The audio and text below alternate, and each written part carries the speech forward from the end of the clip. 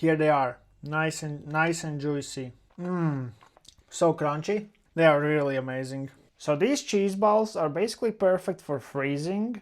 I did make an experimental batch yesterday, and then I just thought, let me show you, because I really think that you guys need to try these ones out. The whole backstory here is that our apartment has a lot of these little trays. Had, until somebody, let's not name the person, used them all to store his bacon fat. And I just cannot use all of this bacon fat in my day-to-day cooking, so I thought, oh, let me try something new. So for the ingredients we do need a couple of things, very simple, of course, cheese. Here I have around 200 grams. If you are asking me what cheese is this, I don't know. I think it's Gouda.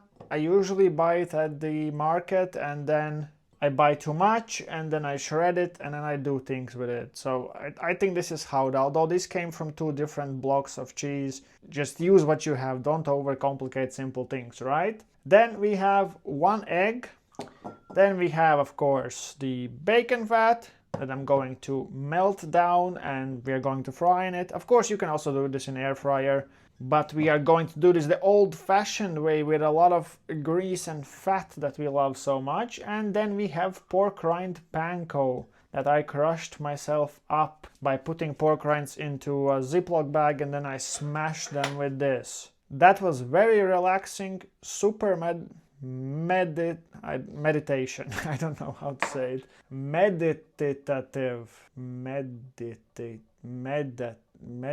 Meditation. It was very relaxing. I smashed and smashed and smashed. My neighbors probably think I'm like reconstructing the house, but actually I'm just smashing some pork rinds. If you don't want to use pork rinds, you don't like them, or you just don't do them, I think what would be perfect for these is chicken flour. If you don't know how to make chicken flour, I have a video on that on my channel, but essentially you dry dehydrated chicken and you blend it. I think that would do great.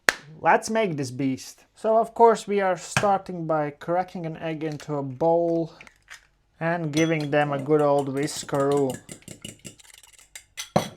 Next, what you want is to just mix it together with a cheese and mix it all around until it kind of makes a mass. If you feel like your cheese is maybe too dry and it absorbs the egg, or if you just feel like you need more egg, well, obviously just add more egg. If you think there's too much, add more cheese. But it will not go too wrong. Of course, if it's too moist, you can also pop this into a freezer for a little bit so that it's easier for you to then shape the balls. And now it's time for you to decide how big do you want these cheese balls to be. It doesn't really matter. I just take a forkful of cheese, take it in my hands and try to form a ball. This part will be messy, but that's how it should be. And then just take these pork rinds, sprinkle them over, and just make sure it's as covered as possible. Of course, you can also just sprinkle the pork rinds out on the cutting board and roll the ball around, just like this. And that's ball number 1. So repeat this process for all the other balls and we're good to go. It does help if you wash your hands in between, because otherwise too much stuff is sticking to your hands and it makes the whole process a lot harder. But in general, I find that just pouring the pork rinds over like this is easier than putting them on the cutting board and then rolling. For the last one, I'm just scooping out the cheese. And now we are just going to pop them into the freezer for around 20 to 30 minutes. Next to these nice fat bacon grease bites that I made a couple of videos ago. Go check that one out as well as if you haven't. And I will see you in 20 minutes. Okay, and now for the fun/scary part, depending on your experience. For me, this is both fun and scary actually. I am going to use a thermometer for this. I want the grease to reach around 175 degrees Celsius. I'll just check. And I am going to use everything here so I can have another empty tray in my home. Actually, I forgot to do one thing. And maybe this is a suggestion for you. If you know this channel, we are winging a lot of things here, but basically what you could have done and what you can do, because I assume that you haven't made them yet, is you can coat them again into egg and then add more panko. This way you'll have like a safety layer and it will let you depend less on hoping that things don't go wrong. But here on this channel and in this video we are going to depend on hope. In the meantime, I have the balls already ready because once the temperature is reached, then we need to act fast. Ideally you have this but smaller. This clearly will not do the trick, so I am going to depend on this thing combined with this thing. So we use what we have and we hope for the best. And because the level of oil, it's not deep clearly, but I mean this is not oil, it's grease. I don't know why I keep saying oil.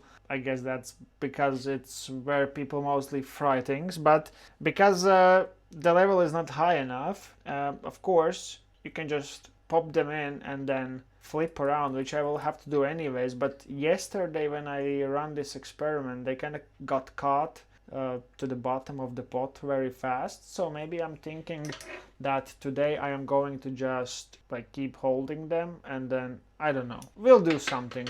Yeah, I'll just hold it a bit and then let go. I'm gonna do 30 seconds per side. I don't think we need more, maybe we even need less. Oh yeah, 30 seconds is great. This so far is working out a lot better than it did yesterday. I am sad and happy at the same time that I don't have a clip for you. I mean, I shouldn't speak too fast actually, based on my experience. Anything can go wrong. Something is going wrong, as I thought. Oh no, it's not so bad. But yeah, I mean, extra layer would still be good. I mean, extra layer of egg and panko. Okay, let's continue. It smells so good. I'm kind of like holding it up a little bit in the beginning, kind of in the hopes that it does not catch on the bottom. No! Yeah, this one got what it deserves. A little bit destroyed. I will take care of the rest of them and then we will try them out. Look at this one though. Of course I had to drop it not on the plate. Okay, let's give them a try now. Yeah, I would definitely suggest coating them more because as you can see, one of them got a bit silly. Here they are, nice and juicy. So crunchy. They are really amazing.